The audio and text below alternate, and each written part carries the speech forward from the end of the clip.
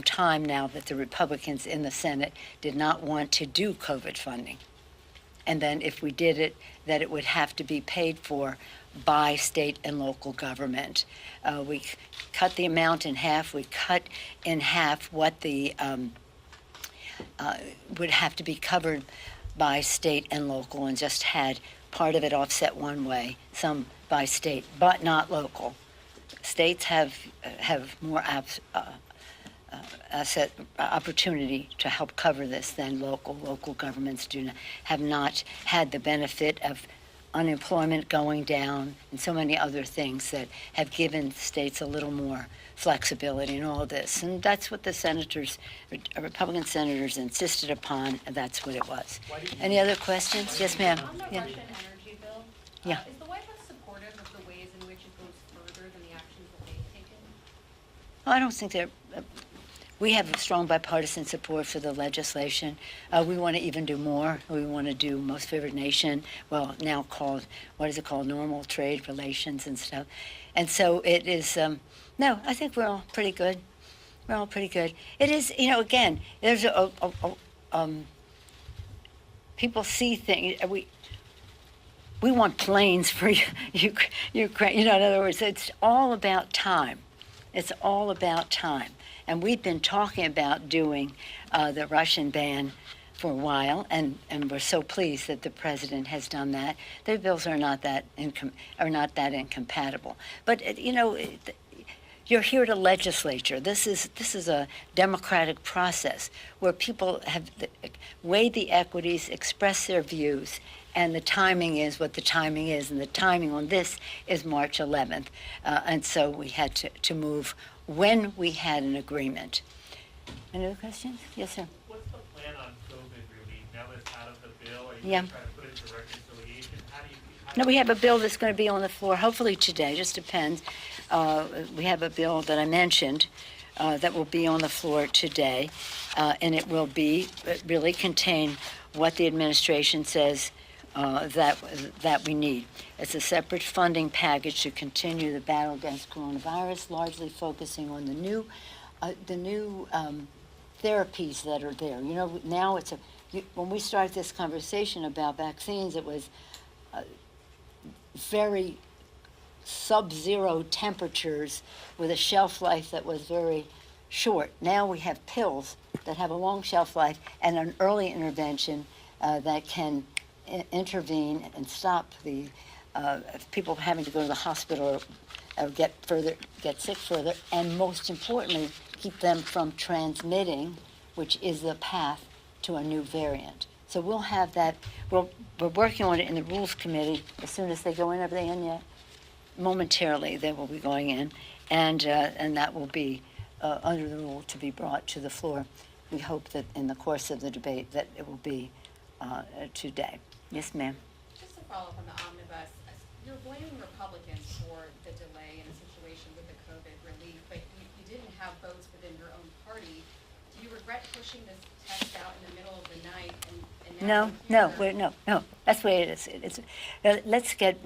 Let's grow up about this, okay? We're in a legislative process. We have a deadline for keeping government open. We have a lively negotiation. It has to be bipartisan. We want it to be bipartisan, but in the Senate, you need 60 votes.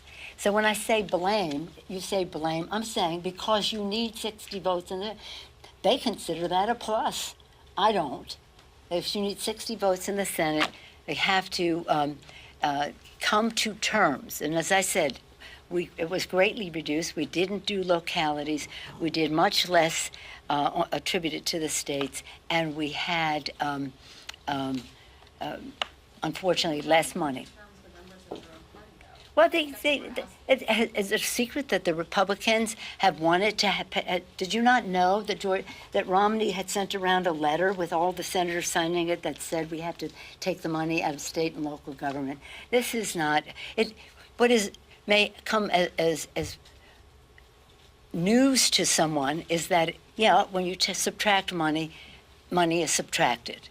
So I don't even go there because we are in a negotiation. Great things were accomplished. Rosa DeLauro was masterful. Senator Leahy as well. Even working with the Republican leadership, we came up with a bill. It's $1.5 trillion that will be spent this year. And there has never been a bill, let me just be very clear, there has never been a bill that when it comes forward, and usually, well, it wasn't the dark of night, it was sometime last night, when it comes forward that somebody, I didn't get what I wanted in the bill. You're telling Noah about the flood. I didn't get what I wanted in the bill. So I say to my members, yeah, that's a negotiation, and that's the way it is, and look at what is in the bill and what it does for America's working families, what it does for Ukraine, what it does, that so much needs to be done as opposed to what you don't like about the bill. So we will pass a bill that gets it all done, and we will continue to work on that. But as long as we need 60 votes in the Senate, members are going to have to know there have to be compromises. Jake? Did you agree with their qualms? I mean, people, You know what? I answered that question. You got something else on substance or something? Because, it's pretty substantive. well, it isn't substantive. It's process. And what we're talking about is policy here. We're talking about policy here. And maybe if you're just waiting around hearing what's happening, you don't understand that every line in the bill is a negotiation. That we're talking about the defense of our country. And some people don't like that we're spending so much, and how is it spent? We're talking about measuring the strength of our country by health, education, the well-being of our children and our families, the protection of our planet and the rest in terms of the environment. And with this president, this Joe Biden, this president, with justice, environmental justice, economic justice. So much has been accomplished that some of the governors are complaining that they're getting some of their money, while many of them are enjoying slush funds in all of this. Now, let me just say this. You want to talk, President? Who had all of the grief that you all had to hand out from your station especially, or whatever you call it, cable, that I was holding up the checks going to people in September and October. And isn't that a shame, because something is better than nothing? Well, I don't go there. I said to President Trump, you do state and local, you do the other things we have to do for America's working families, you have your checks. But I'm not giving you your check for nothing, because they fought state and local every step of the way in this new budgeting. It wasn't until Joe Biden became president that we were able to get the state and local. And that was something that was my fight. As a daughter of a mayor, as a sister of a mayor, I insisted that we have that state and local.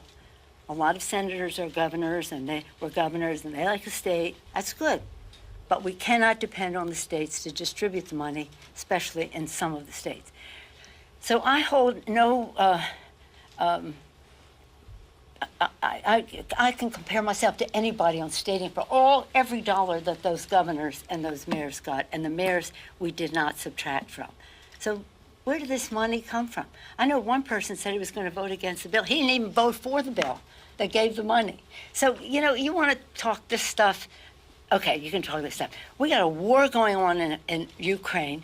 We have important legislation to bring to the floor for humanitarian. Oh, and by the way, did I tell you, on the President Zelensky, one of the things that he asked her that was relatively new in the discussions was that, of course, he wanted planes and anti-aircraft and missiles and tanks and all of that. He wanted the sanctions to be very tough and the rest. But what he did ask for was help in rebuilding of Ukraine. And all of us are going to help in the rebuilding, because the beast that is Putin is just destroying civilian areas, hospitals, striving to put out, nuclear facilities that are the source of electricity in the country. So we got important work that we're doing here. Some of the members are disappointed. I'm disappointed. As Dave Bowie would say, Dave Bowie used to be the chairman of our committee, and he'd come into the room and he'd say, I know some of you don't like the way this went, and you don't like me. Well, I don't like me either. You don't like what you didn't get in the bill? I'm very unhappy with it. I didn't get in the bill. You think I could have gotten something into the bill as Speaker of the House? No, because it takes 60 votes in the Senate. That's it. That's all I'm going to say about that. If you're going to talk about policy, I'm happy to take those questions, but I'm not. I thought you were busier people than to ask 1, 2, 3, 4 questions about the fact that we are moving with our bill and we're not wallowing in what some governors are complaining about not getting. Yes, ma'am. Yeah, on Ukraine, did the discussion come up with President Zelensky about a no-fly zone? Yeah. What did he have to say about that, and where do you stand on that? Well, I had last week and this week conversations with the Speaker of the Parliament of Ukraine, and that would, and correspondence that he's sent us and the rest. That has always been one of the things they ask for. But they know that we can't go there. Putin is trying to bait the trap so that we go in, and that's the beginning, could be the beginning of World War III. Putin totally irresponsible using weapons that are not allowed under the Geneva Convention. Putin who threatens use of chemical weapons, nuclear and the rest. So they know that we can't, but it's the ask. Now, he was this morning more, if we can't have a no-fly zone, let us have our own, and we need the airplanes to come in. And that is what that is that there are planes that the Ukraine pilots are trained on, and these are some of the planes that are in Poland. Poland said that they would do it if America said yes. America said yes, and now they want backfill. That's, in other words, if we give these to Ukraine, then we want to. But this morning he was less on the ask for the policy, more on let us do it, help us get the planes. But also there is a school of thought that thinks the anti-aircraft missiles and the rest are a very important way. Myself, when I see those tanks, that 40 miles of tanks, I'd like to take out those tanks. I mean, I think that them having more planes might be useful, but that I'm not a military strategist. We hope that we will be able to get up to a place. I hope. You asked me how. I hope that we can get to a place where the MiGs, which are the kinds of planes they've been trained on, can go to Ukraine.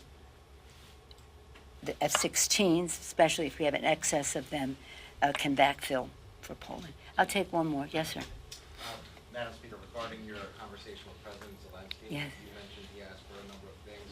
It sounded like that would go beyond the $14 billion that's currently under consideration. Excuse me, it would go beyond what? The $14 billion that's under consideration. Oh, yeah, now. you're right. Are we talking about Yeah. additional? Well, if we do, yeah. What we have right now, the 13 point whatever it is, billion dollars, defense, humanitarian assistance, and economic assistance could be loan guarantees, all that. The 2 million now refugees, we're going to have to see what all of us have to do working together, the NATO and other countries. It's beyond NATO wanting to be helpful. So we'll just see what it is. And of course, in the rebuilding of the country, the loan guarantees will be helpful. But all of us will have to do more. But we'll see what it is and how long this war takes. Because when you're talking about rebuilding, bless his beautiful soul and courage, you're talking about winning a war and moving on for there. I'm just going to close and tell you this because you reminded me of it. When I was in school, I attended the inauguration of John F. Kennedy. Were any of you alive then?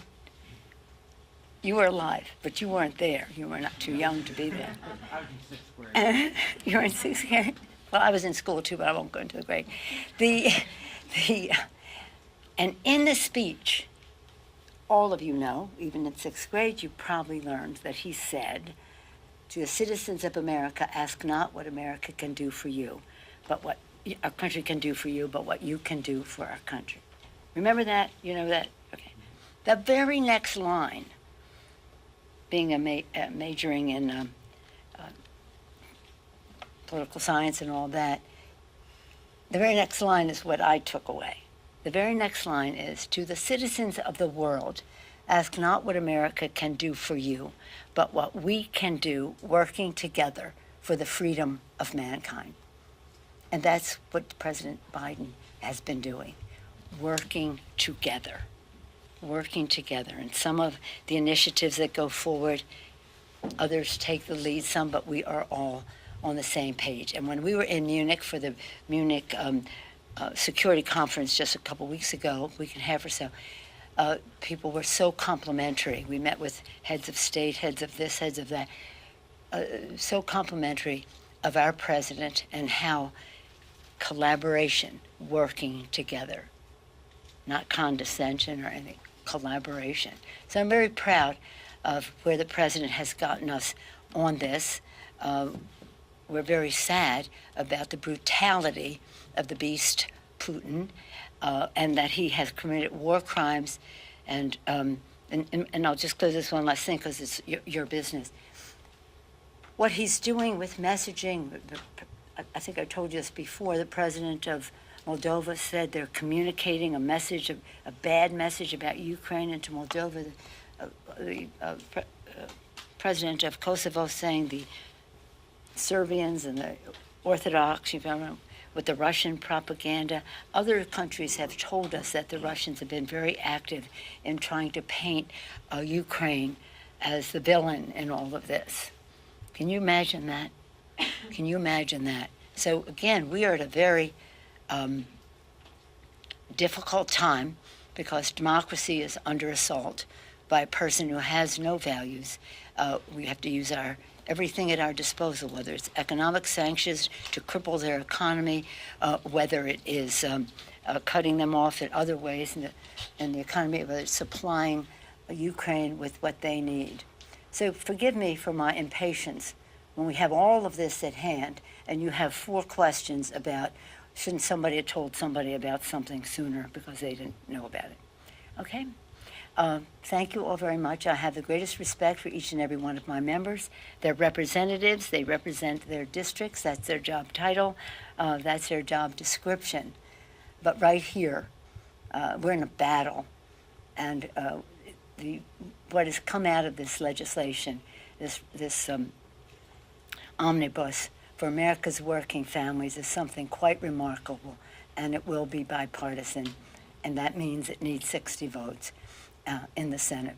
Happy Women's History Month to all of you. I'm sorry you didn't see Billie Jean. It was live streamed. It was quite remarkable, and Bobby Scott, who was on the program because he's one of our champions of Title IX, he turned to me when the program was starting. He said, I know we have Billie Jean King here because she was the top tennis player in the world, but she could be here as just being one of the top people in the world. She's so great. She cares so much. Thank you all.